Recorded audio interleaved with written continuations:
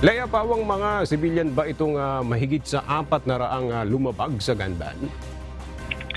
Magandang tanghali sa iyo agad dyan sa mga nahuling lumabag sa Comelec Ganban. 441 lamang ang sibilyan.